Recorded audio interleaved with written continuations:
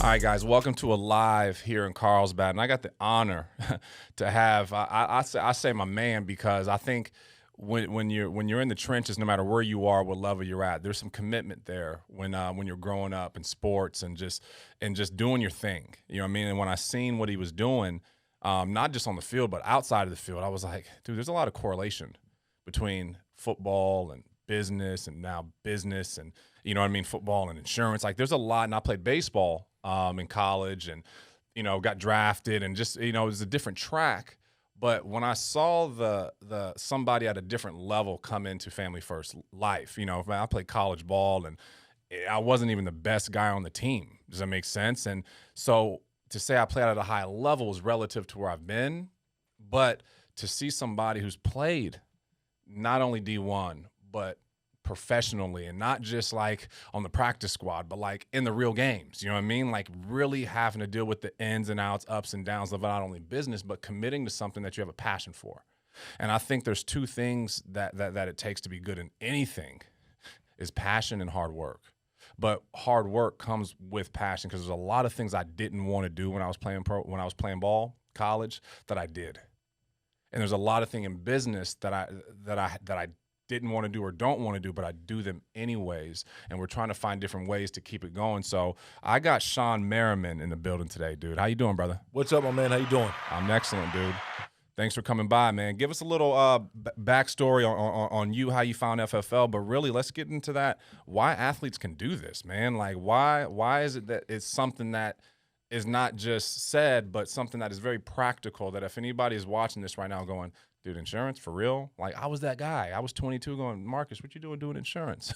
Like, for real? And he was like, dude, you can do this and do that. I was like, oh, now it makes sense. So it's all yours, Shawn. I appreciate you coming in, brother. Yeah, absolutely. Thanks for having me. And, you saying 22. I was 37, just almost a year ago. Actually, 2 weeks ago was my first full year with FFL. Wow. And just like you, when I was 37 saying insurance, I kind of laughed at it, right. Initially when it was brought to me, because the things I knew about insurance was that the opportunity wasn't there, right? Not just financially, it's just the ability to grow and be as big and successful as you can possibly be. And I didn't know, right? So I kind of frowned upon it, just like anybody else when they first hear about it, until they figure out and you know that you can really win over here. Yeah. And so and this was during the pandemic. This is during the pandemic when I found it out. And at the time, I had my studio, my job, my in-studio sports broadcasting gigs and whatnot, my MMA league, everything. I was based in L.A. and Hollywood, and everything got shut down.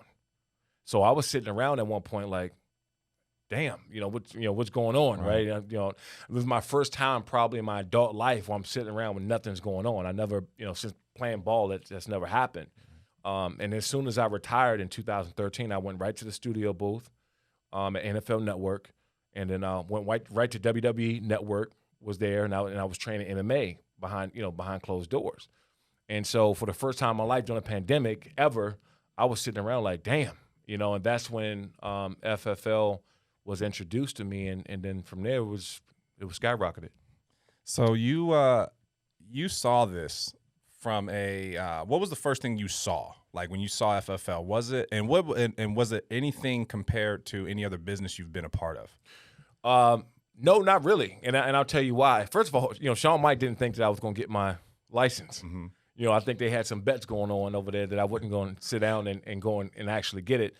But we're athletes, man. So once we set our minds to do something, it's getting done. Yeah. And I did find myself at some point in time, within that 2 week period when it took me to get my license, where I was like, I don't know if I can sit around for 3, 4, or 5 hours a day and do that. Like, I just, I'm always up moving around. I had to sit down and really go and put my mind to do it. But anything that I get my hands in, I always look at it for the long-term situation. I don't do anything like, oh, this is going to be good for a year and I'm done. This is when I'm a lifer. So when I start doing things, I'm like, okay, this is going to be a part of my life. And so I started seeing the upside in FFL immediately. Right, because you were in the field. I saw you in the field. Oh yeah, yeah.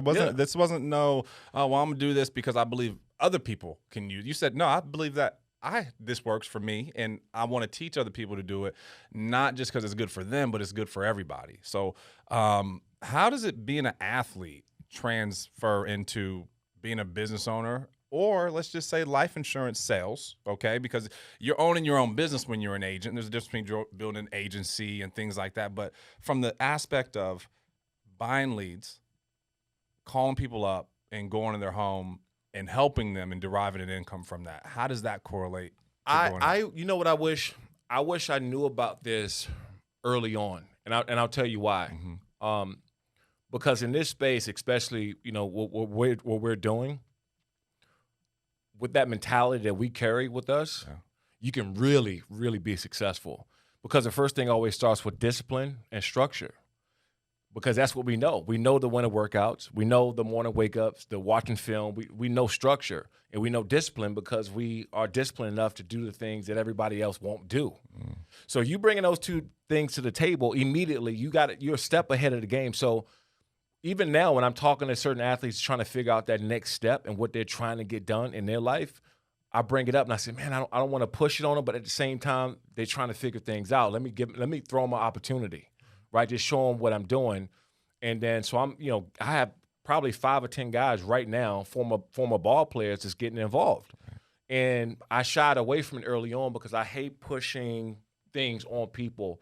But when I'm sitting back and I'm listening to them trying to figure out their next step in life and their opportunity, I'm like, I'm showing you. This is what I'm doing. I'm open book. This is what I'm doing. This is what's going on, and this is what's making it successful. And you said at the beginning, you said you felt like you were kind of pushing it on folks, or you didn't want to push it on folks. How did that change? Was it through seeing other people's struggles, trying to figure it out, and you knew you had an answer, or was it lacking? You know, where was the struggle at? You know what I mean, when you started that? Because first of all, I have a proven record that it works. Right. Right? So I'm not trying to go and sell anybody a dream or tell them anything that I don't already know that works. I'm like, okay, these are the steps, these are the scripts, this is how you go about it, and this is how you are successful in it. This is what I did, right? So no one can actually argue with me when I talk to them about that. Right. This is what I did. This is why I'm winning in with FFL. This is why I'm here. This is what's successful for me. Right, so then you start from there, and then everything else starts to steamroll. Tell me if you could relate to this. Once baseball was over for me, I thought when I was playing ball, I thought I loved the game, and I do love the game. Okay, but then when I started being in business and I started being around teams, and the locker room per se would be maybe live dials or coming to the meeting. You know what I mean? Like, I started to get this feeling of like, oh, this is the same euphoria that I got when I dove for a ball. This is the same feeling of euphoria that I got when I hit the ball over the fence. And I really realized that the principles of the passion of you can find those things in other places, not just insurance. I don't know, let's get away from just insurance, but there's things that as athletes that we become so groomed to from 5 until that we don't think that we can get anywhere else. Does that make sense? Yeah, because the first thing you talk to any former athlete, what they'll tell you, they'll tell you they miss the locker room. Yes. They miss being around people, miss the wins and the losses, right? You just miss being around the guys in the locker room. Yeah. And so when you're done with that, all that's taken away. And so it was funny because, you know, getting into this, you're building a team, and a team around you, and people that's relying on you to help them win and be successful. And that's from somebody being in home or somebody, you know, going through through the process of what carriers actually, you know, you're helping them out. And then it's like coaching a young player up and all week. And then you go and see him make that big play. It's like, man, I did something with that. Yeah. And so I had that feeling again in doing this, man, and seeing people who were in bad situations too, very bad situations, and in 90 to 120 days completely flipped their life around. And so for me, you feel like you're a part of that a little bit. And that whole feeling of picking people up.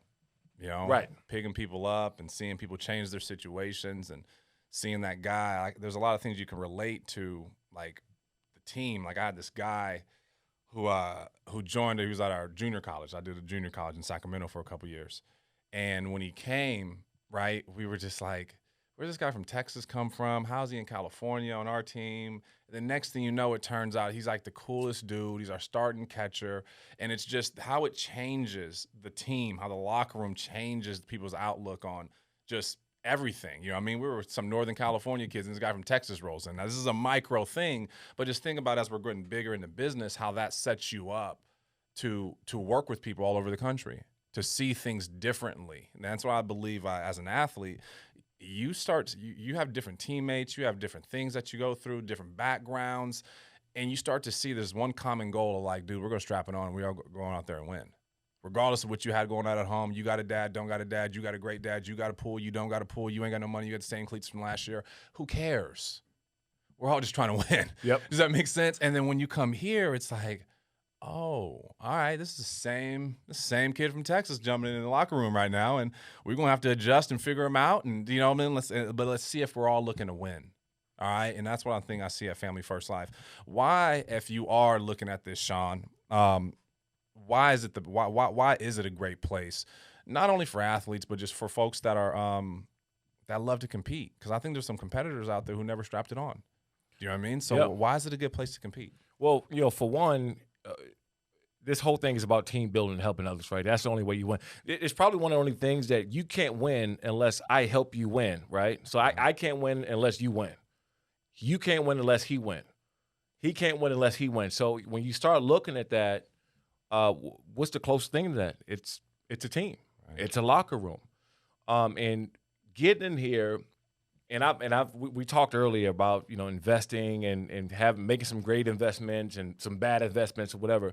I think this is the only thing where you can come in with minimal risk of investing anything but your time, your effort, and what you bring to the table. And there's not very many things out there like that. And me being a pro athlete, I couldn't tell you how many things were thrown at me like all the time to invest in. Give us $100,000 for this, give us $250,000. It was always that, right? If you're going up now and you're telling people that there's not a big investment, but give me your time and your effort, you can win over here. Time, effort. And those are things all as athletes that we gave. Yep. We gave time. Look, I couldn't even play on teams that cost money growing up, so I couldn't give them that. There's a lot. Does that make sense? Like, there's a lot that you can do with effort. And Family First Life is a place to where a lot of us growing up, we played these sports, we're on these teams, and we didn't get paid a dime, but we gave it all we had. Gave it all we had. This is your opportunity to do that in life.